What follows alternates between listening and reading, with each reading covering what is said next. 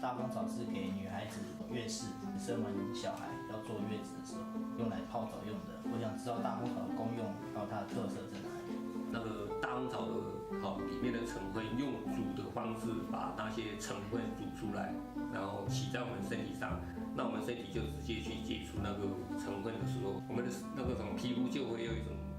亢奋的作用。我们的血液的循环就会加快，我们的那个排泄正常，那我们身体就是健康。